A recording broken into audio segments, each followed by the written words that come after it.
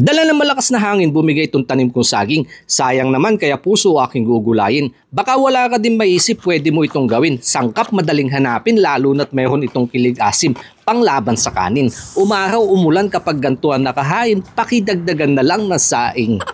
Santol aking gagamitin, gantong manibalang sinong hindi mangangasim. Sa pagdaan ng panahon kaya kang pakiligin, hindi katulad ng kayo na wala ang kilig, ipinakain mo kasi ng ipinakain. Nagpainit ng tubig at luya unang salang, santol sunod na inilagay, pinaalatan ng bagoong magic sa dagdag lasa binudburan, saka saglit na pinakuluan at yung puso sunod na inilagay, tinakloban, iniwanan. Para sa dahon sa luyot ang nagpakita hindi namang kalayuan, tinalbusan at yung palayok binalikan, lagay na din na siling panigang. Sunod ang saluyot, binuhol upang hindi malabsak. Dalawang gulay pero ang sabaw punong-puno ng buhay at hindi pa natatapos dyan. Baka magtanong ka bakit walang isda. Dahil ihaw na tuyo ang masarap na kapares habang malakas pa ang baga. Sabay pisat na sili sa platito at binuhusan na sukang Iloko. Aray ko, mapapaisip ka na lang paano na naman ang salitang diet nito. Aho, sabaw pa lang. Panalo na sa bahaw.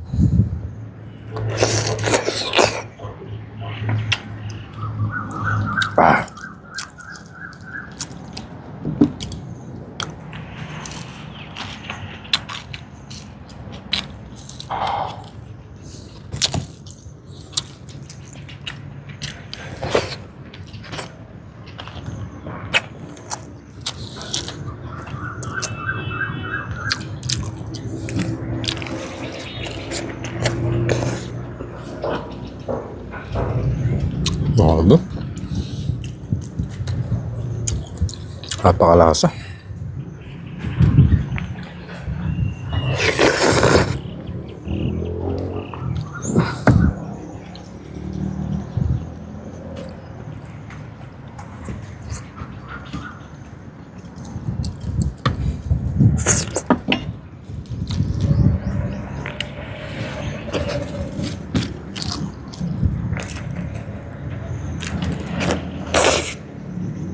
Oh. Kilig asim.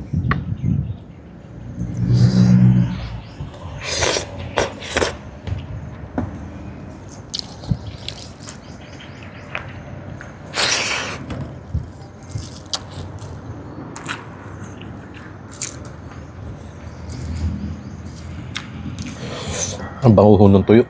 Mas mabango siya kapag gantong iniihaw.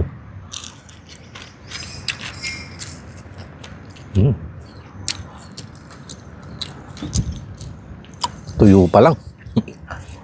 Panlaban na sa bahaw.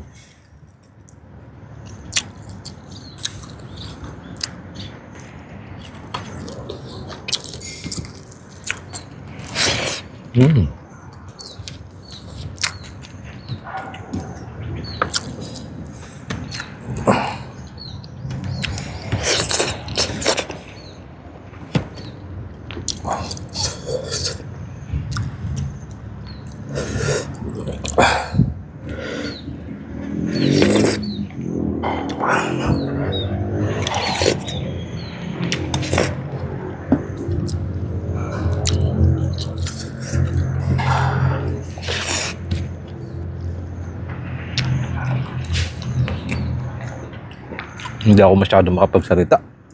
Parang naglalako yung panga ko sa asim. Saka yung parang sabik na sabik kasi sa pagkain. Sarap.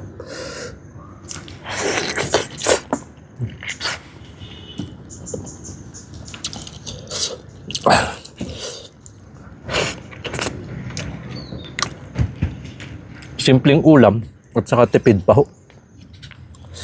Dahil ang ginastos ko lang dito, siyempre yung pambili ng tuyo.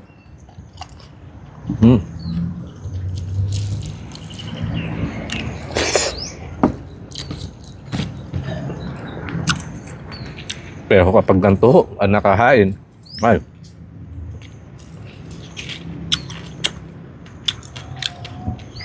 talaga yari din ang kanin.